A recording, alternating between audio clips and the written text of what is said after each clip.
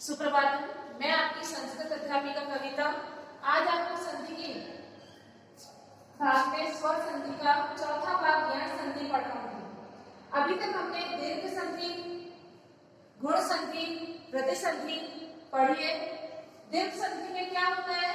सिर्फ 4 वर्णों का समावेश होता है। अगर आ की मात्रा आती है, अगर बड़ी ई की मात्रा आती है, बड़े उ की मात्रा आती है या बड़े दी की मात्रा आती है, 4 वर्णों का समावेश होता है दीर्घ संधि में।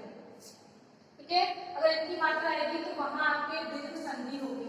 इसके बाद हमने गुण संधि पढ़ी।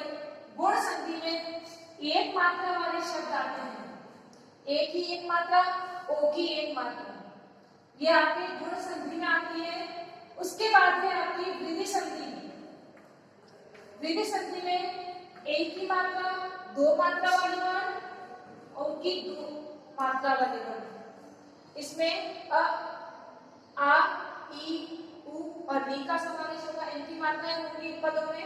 इन शब्दों में आपके एक मात्राएं होंगी ऊपर और वृद्धि संधि में आपके 2 मात्राएं होंगी। इतना हम पढ़ चुके हैं। अब आगे देखिए, हम यण संधि के बारे में पढ़ेंगे। यण संधि की सिंपल से पहचान है कि इसमें आधे अधूरे या छोटे फूटे शब्द ज्यादा होते हैं। अब देखिए यण संधि का नियम या परिभाषा, ई के सामने अर्थात प्लस से पहले और प्लस के बाद की बात हम करेंगे। तो ई के सामने कोई भी असमान स्वर आए, कोई भी असमान स्वर आए तो ई का य होगा। उ के सामने यदि कोई भी असमान स्वर आए तो उ का व हो जाएगा। री या री के सामने कोई भी असमान स्वर आए तो री का र होगा। ली के सामने कोई भी असमान स्वर आए तो ली का ल हो जाएगा। असमान स्वर मतलब अ आ सकता है, आ, वापस ई या बड़ी ई नहीं आएगा। यदि वापस ई या बड़ी ई आता है तो दीर्घ संधि हो जाएगी। तो यहाँ देखिए असमान स्वर होना चाहिए, इसके जैसा समान स्वर नहीं। उ आएगा, बड़ा उ होगा, ए होगा, ओ औ होगा, वी होगा, ली होगा, ये है असमान स्वर। फिर उ में उ का कोई भी असमान स्वर आए तो वह हो जाएगा, इसमें उ ना होकर यहाँ ई या बड़ी ई हो जाएगा। इस नियम में वी नहीं आएगा, बाकी सब आएंगे।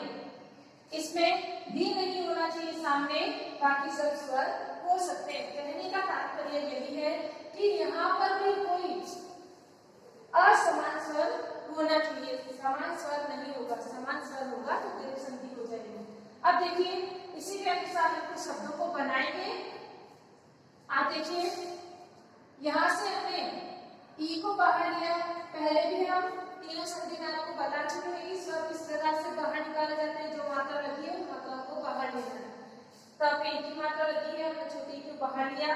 इधर स्वयं ए है, स्वयं स्वर है, तो नियम के अनुसार ई के सामने कोई भी असमान स्वर आया है, ई के सामने कोई भी असमान स्वर हमारे पास ये आया है, ई का हम आंसर क्या बनाएंगे? य। क्या बनाएंगे? य।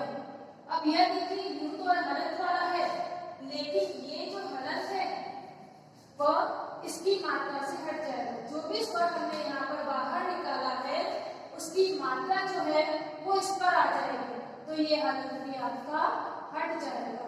अगर यहाँ अ होता तो यह पूरा हो जाता, अगर यहाँ पर आ बाहर निकलता तो या हो जाता, अगर यहाँ पर उ आता तो छोटा उ की मात्रा लग जाती, बड़ा उ बाहर निकालते तो बड़े उ की मात्रा लग जाती। अर्थात यहाँ जो भी स्वर बाहर आएगा उसकी मात्रा हमें इस पर लगानी है। अब देखिए हमारे पास क्या बचा? प्रत, हलंत वाला, क्योंकि हमने स्वर को बाहर ले लिया। अब जो हमारा आंसर आया है ये, उसे हम लिखेंगे और पीछे बचा हुआ कम शब्द बना आपका प्र, त में आगे व्यंजन है, व्यंजन से व्यंजन पूरे नहीं होते, इसलिए ये त जो है वो हमारा अधूरा ही रह जाएगा और पीछे बचे हुए प्रत्येकम, हर एक को। अब आगे देखिए प्रतिवाच, ई को बाहर लिया, इधर से हमने उ को बाहर लिया। नियम के अनुसार ई के सामने कोई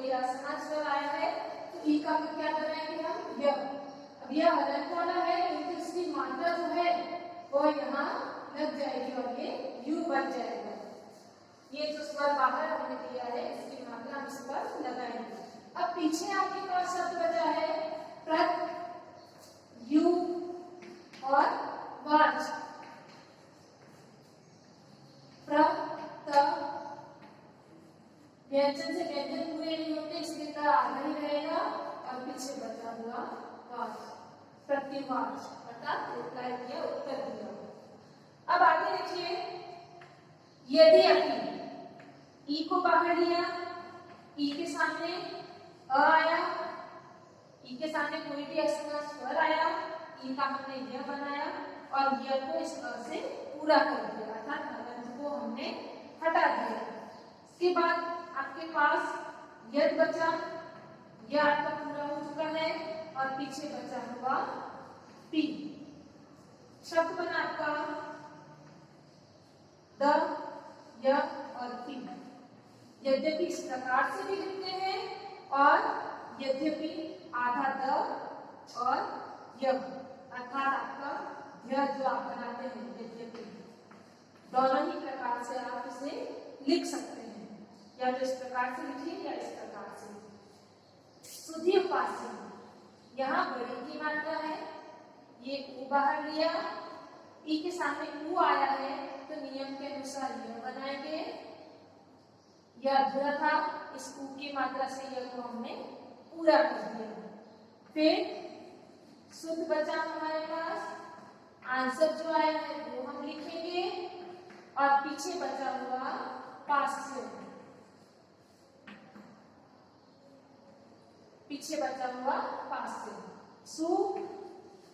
अब ये भी व्यंजन है, ये भी व्यंजन है, तो व्यंजन से व्यंजन पूरा नहीं होगा तो इसे हम आधा ही लिखेंगे और यू पास से, शुद्ध पास से।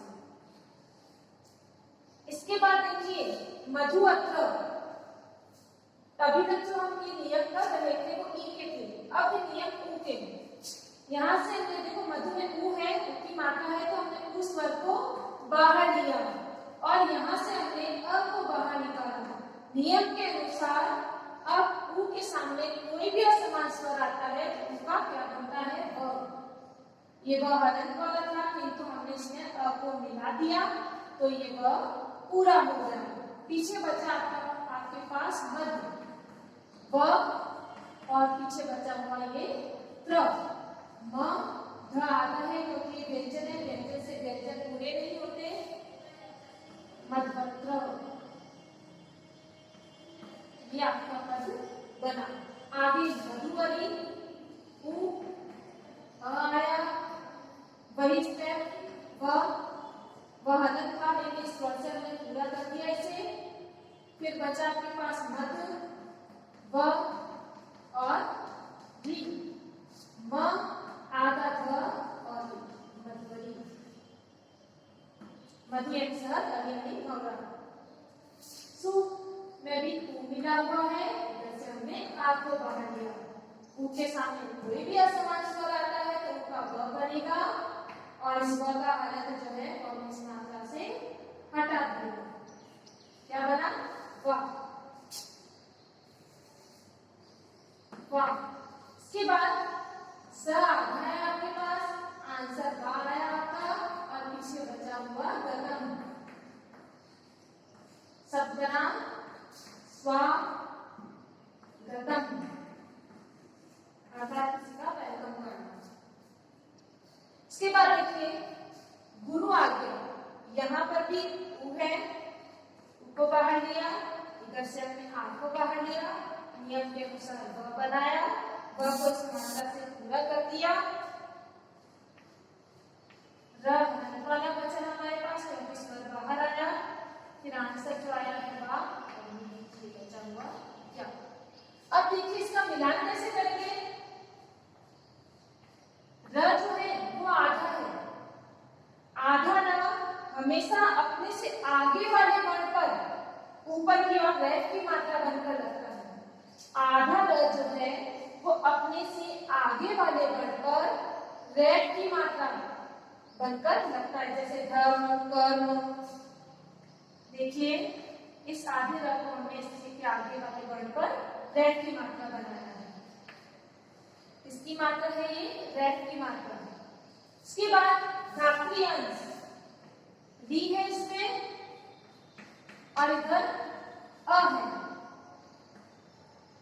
अब डी के सामने कोई भी असमान स्वर आता है तो क्या आंसर आएगा? र। र कैसा है? हलंत वाला। ठीक है, इस हलंत को हमने हटा दिया, इस र को पूरा कर दिया। फिर पीछे हमारे पास बचा घात, ये वाला पूरा हुआ र और श, बिंदी और श, अनुस्वार और स हमारे पास मुझे बचे हैं। अब इसका मिलान देखिए, ध्यान से देखा था, धा, त और र मिलकर ये संयुक्त अक्षर है, त और र मिलकर आपके क बनता है। ठीक है, त और र मिलकर आपके क बनता है, ये एक संयुक्त अक्षर है। तो यहां हमने त और र को मिलाकर क्या बनाया? त्र। इसमें अ मिला हुआ है तो ये त्र पूरा हो गया। ठीक है, ये अनुस्वार जो कि के ऊपर था तो आंसर में गया और यहाँ हमने लिखा पीछे बचा हुआ धात्वंश। ठीक है, आगे मात्रिक उपदेश, री को हमने बाहर लिया, इधर उ को बाहर लिया, री का हमने र बना दिया, र हलंत वाला है। अब र पर इसकी मात्रा लगाएंगे, र पर इसकी मात्रा लगाएंगे। र पे मात्रा इस प्रकार से नहीं लगती है, ये आपका रॉन्ग हो जाएगा। आपको मात्रा इस प्रकार से लगानी है, छोटा रू है तो छोटे रू की मात्रा ही लगेगी। इसके बाद देखिए ये शब्द बचा आपके पास, आंसर में हमारे पास छोटा रू आया है और पीछे बचा हुआ आदेश। अब तक और र मिलके र बनेगा, र हमने बनाया और ये मात्रा हमने यहाँ लगाई, मातृदेश अर्थात माता का उपदेश। वैसे ही ताकती, ल खुद एक स्वर है, ल खुद एक स्वर है, तो यहाँ हमने इस स्वर के सामने ये जो स्वर है खुदी, तो वह ल बाहर आ जाएगा और पीछे जो है आकृति वो एज इट इज रह जाएगा। ल स्वयं एक स्वर है पूरा ही, इसलिए हमने ल का ल बना दिया और पीछे बचा हुआ हमने आकृति लिख दिया। आज को तो ल में आ मिल गया, ला कृति। इसके बाद है प्रति आह, ई के सामने आ और इसका क्या बन जाएगा? य। य में हमने आ की मात्रा लगा दी, प्र, त, या और पीछे बचा हुआ ह। प्र, त में जा, त आधा है तो त आधा ही रहेगा और या आ जाएगा प्रत्याह। ठीक है, ये देखा आपने, इस प्रकार से आपको सारे ही शब्द बनाने हैं। मात्राओं को पहचानना है कि कहाँ कौन सा स्वर आया है, कौन सा व्यंजन आया है, आपको पता होना चाहिए। कौन सा स्वर किसमें से बाहर निकलेगा, किसकी कैसी मात्रा होती है, छोटी या बड़ी, ये सब कुछ आपको ध्यान देना पड़ेगा। अब आगे देखिए, यह संधि हम पढ़ चुके हैं, अब है अयादी संधि। तो वीडियो को पॉज करके आगे लिखती हूँ। अब आगे देखिए अयादी संधि। अभी हमने यह संधि पढ़ी, अब है अयादी संधि। अयादी संधि में 4 स्वर होते हैं, ए, ऐ, ओ, औ। अयादी संधि में से ये 4 वर्ण होते हैं। ए के सामने कोई भी स्वर आ सकता है, कोई भी स्वर आने पर। ठीक है, ए के सामने कोई भी स्वर आने पर। यह संधि में क्या था? कोई भी असमान स्वर आने पर। इसमें है कोई भी स्वर आ सकता है, चाहे वो समान हो या असमान, तो ए का क्या हो जाएगा? अय। ए के सामने कोई भी असमान स्वर आने पर या समान स्वर आने पर ए का क्या हो जाएगा? आय। ओ के सामने कोई भी स्वर आने पर ओ का औ हो जाएगा। औ के सामने कोई भी स्वर स्वर आने पर या समान स्वर आने पर आव हो जाएगा। तो एक ए ओ औ के सामने कोई भी स्वर आता है तो आए आए आव, ये जो आए आव इस सूत्र से ये आपके परिभाषा बन जाएगी। सिंपल सी परिभाषा है, आपको अच्छे से याद करनी है। अब आगे देखिए इसके पद हम बनाएंगे। पहला पद है ने अलम। नियम के अनुसार ही कार्य करना है। यदि आप नियम के अनुसार ही कार्य करेंगे तो आपके ये शब्द आसानी से बन जाएंगे। अब देखिए इसमें हमने स्वर है, स्वर को बाहर लिया। स्वर कौन सा है इसमें? ए। आपको पहचान होनी चाहिए, एक मात्रा जो है एक ही होती है। ए हमने स्वर को बाहर लिया, इसके सामने इस स्वर को हम बाहर लेंगे।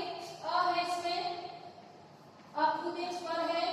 ए के सामने अ आया है, कहा ना ए के सामने कोई भी स्वर आने पर ए का क्या बनेगा? अय।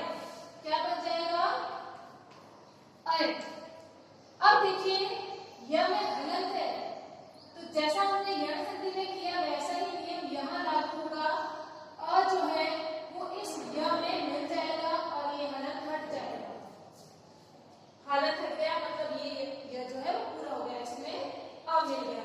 अब आगे देखिए न अधूरा जो बचा हमारे पास, क्योंकि स्वर को हमने बाहर लिया। आंसर आया हमारे पास आए और पीछे बचा हुआ नम। नम या नम, ये ना इस तरह से पूरा हो गया। अब पीछे बचा हुआ ए के सामने ए आया है, ए का कोई भी आएगा अय बनेगा। ये यह जो है वो इस ए की मात्रा से पूरा हो गया। पीछे अक्षर बचा हमारे पास हर अय। अय आगे कुछ था नहीं, इसलिए यहाँ कुछ नहीं आएगा। अब र में अ मिलकर र में अ मिलकर र पूरा हो जाएगा और पीछे बचा हुआ ये। ठीक है, आगे देखिए न में एक अ आया, हमने अय बनाया, इस क्रिया को स से पूरा कर दिया। न आधा बचा, आंसर जो आया वो हम लिखेंगे और पीछे बचा हुआ न में अ मिल गया। नयति अर्थात ले जाता है, नयति ले जाता है। आगे इसमें आपके एक को हमने बाहर लिया मात्रा क्यों? क्योंकि यहाँ पर दो मात्रा है इसलिए। ठीक है, पर एक को बाहर लिया, आया सामने। अब देखिए इसका आंसर क्या निकालेंगे? अभी तक तो हमने ये जो नियम थे वो इसके किए। अब ए आया है तो ए के सामने कोई भी स्वर आएगा तो आय बन जाएगा। क्या बनेगा? आय। वो अय था, ये आय है, ये अय है, ये आय है। आय में ये यह जो है उस अ से पूरा हो गया। न आंसर जो आया है आय और पीछे बचा हुआ इस न में ये आ मिल जाएगा।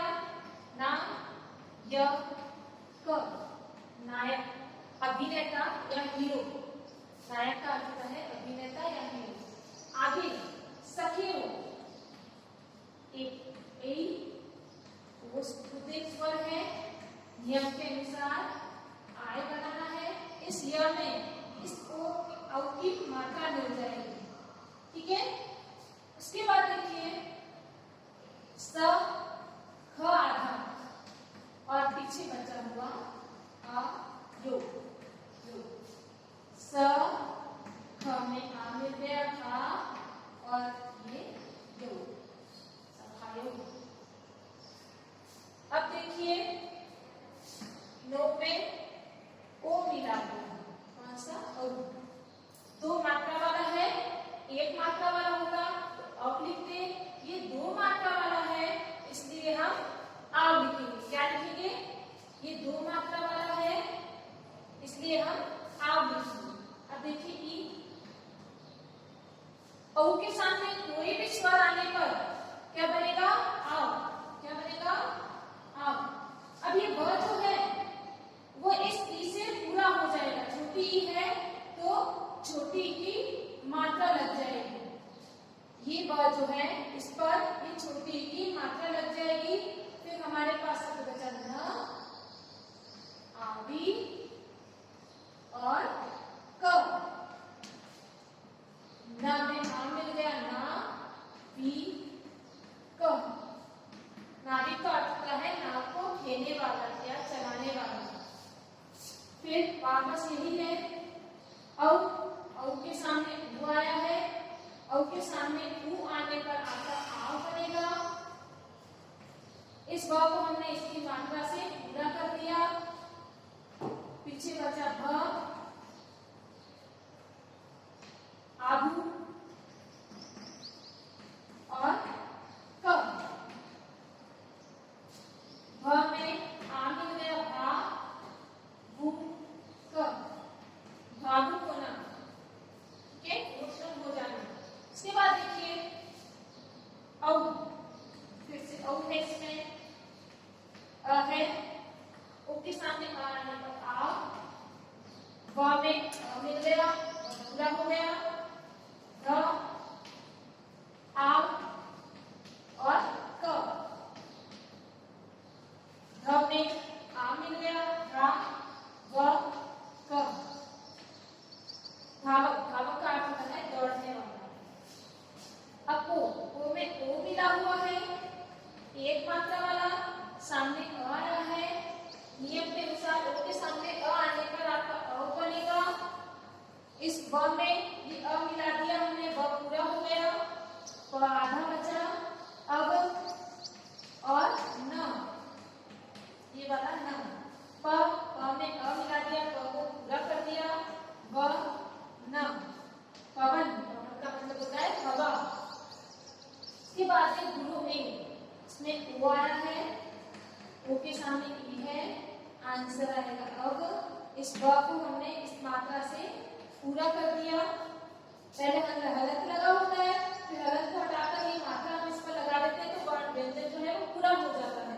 इसके बाद गुर, र आधा, क्योंकि हमने स्वर को बाहर लिया है। अब अबे और पीछे तो कुछ है नहीं, ग,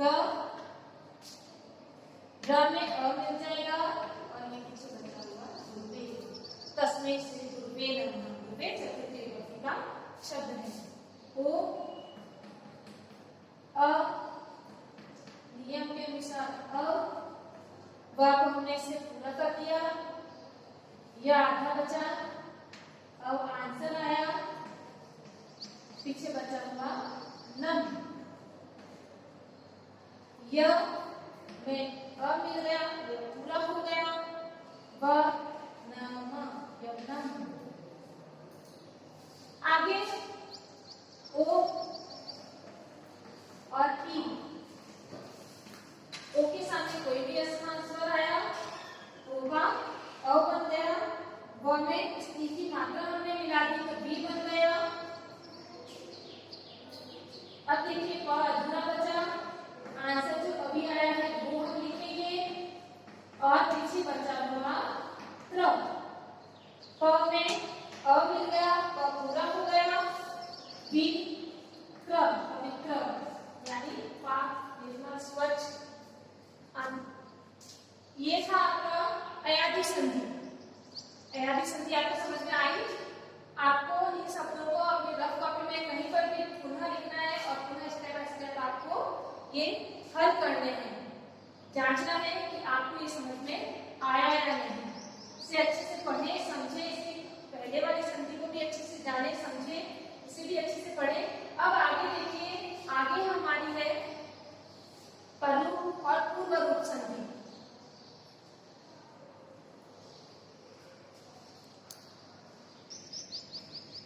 हाँ, अब आगे देखिए पूर्व रूप संधि। अभी तक हमने पढ़ी दीर्घ, गुण, वृद्धि, यण, अयादी संधि। अब है आपके पास पूर्व रूप संधि। कौन सी संधि? पूर्व रूप संधि। यदि पद के अंत में ए अथवा ओ हो, यदि पद के अंत में यहाँ पर ए अथवा ओ हो तथा इसके बाद में यहाँ पे छोटा अ हो, ठीक है, अत्र, अना,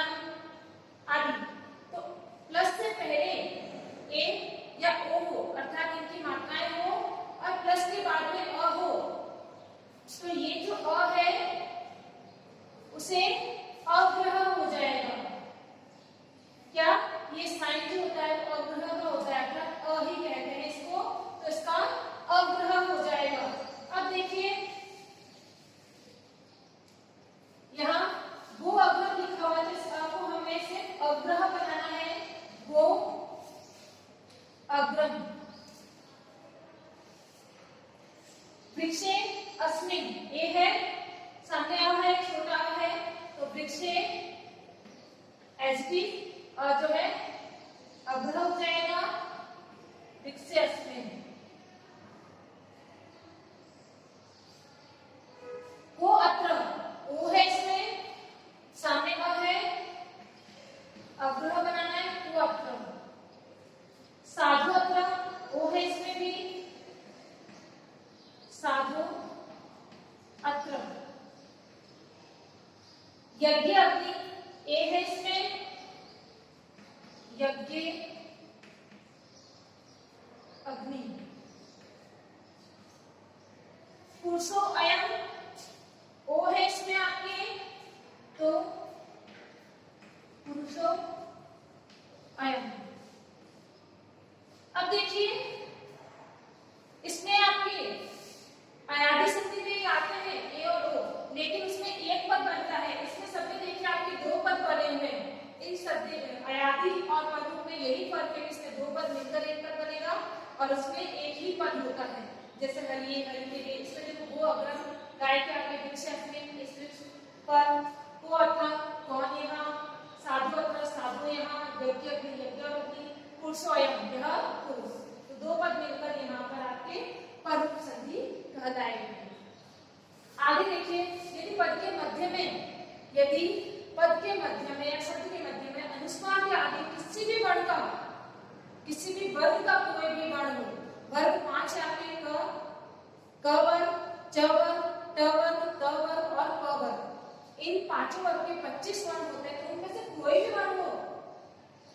वर्ण हो उस वर्ग का उसी वर्ग के स्थान पर उसी वर्ग का 5वां वर्ण हो जाता है। यदि क का कोई भी वर्ण होगा तो क में लास्ट में क्या आता है, ड़, तो इनके स्थान पर ख ग घ चाहे कोई भी चारों वर्ण हो तो 5वां वर्ण हो जाएगा। यदि स्वयं ये वर्ण हो तो भी ये 5वां वर्ण ही होगा। च का 5वां वर्ण क्या है, नियम। च का कोई भी वर्ण हो, च छ ज नियम, तो 5वां वर्ण हो जाएगा। त वर्ग का 5वां वर्ण ण होता है, तो कोई भी वर्ण हो, ट वर्ग का ट ट ट ण, कोई भी वर्ण हो तो ण हो जाएगा। त वर्ग का 5वां वर्ण न होता है। अगर यहाँ पे त वर्ग का कोई भी वर्ण होता था द ध न, तब भी आपके 5वां वर्ण हो जाएगा। प वर्ग का 5वां वर्ण न होता है, तो प वर्ग का कोई भी हो, प फ ब भ म, तो आपके 5वां वर्ण हो जाएगा। अतः कहने का तात्पर्य ये है कि अनुस्वार को, ये जो अनुस्वार की बिंदी, इसे पंचम वर्ण हो, उसी वर्ग का पंचम वर्ण हो जाएगा, अतः 5वां वर्ण। अब देखिए शाम इस प्रकार से लिख सकते हैं, इस प्रकार से भी ये संधि भी कर सकते हैं या ये संधि भी कर सकते हैं। शाम वह अनुस्वार लगा है, तो इस अनुस्वार को यहाँ कौन सा द वर्ग के सामने, तो त वर्ग का 5वां वर्ण लेना है। त वर्ग का 5वां वर्ण, त थ द ध न, 5वां वर्ण क्या है, न, तो क्या हो जाएगा, सा अनुस्वार का न और ये त, शांत। आगे कुम, फिर अनुस्वार है, आगे ख है, ख किसमें आता है, ट वर्ग में, ट ठ, ट वर्ग में आता है। ट वर्ग का 5वां वर्ण हमें लेना है, ट वर्ग का इसके स्थान पर 5वां वर्ण लेना है, तो कु। अब कुंठित इस प्रकार से लिखते हैं। यदि अक्षर में पहले छोटी की मात्रा तो छोटी की मात्रा के अंदर ही आधे अधूरे शब्द आते हैं। इसके बाद सम चय, स है, आगे च वर्ग है, च वर्ग का 5वां वर्ण लेना है, स, ये 5वां वर्ण आ गया च वर्ग का, और चय संचय यानी इकट्ठा करना। फिर है गुम, फिर म है, अनुस्वार लगा है, फ आया है, फ प वर्ग का वर्ण है, तो प वर्ग का 5वां वर्ण हमें लेना है, क्या हो जाएगा, गुणफिट, यानी उलझी हुई झाड़ियां जो होती है ना उससे कहते हैं। ये थी आपकी स्वर संधि। अब हम ये स्वर संधि पूरी करेंगे, पूरी हो चुकी है आपकी, आपको अपनी उत्तर पुस्तिका में उतारनी है, याद करनी है, सुंदर अक्षरों में लिखना है। इसके इसके आगे वाली जो व्यंजन और विसर्ग संधि है वो आगे की कक्षाओं में पढ़ेंगे, लेकिन इससे पहले हम पुस्तक शुरू करना चाहेंगे। तो आप सभी अपनी पुस्तकें खरीद लीजिए। अगली वाली कक्षा में हम आपकी पुस्तक का प्रथम पाठ का अध्ययन करेंगे। धन्यवाद।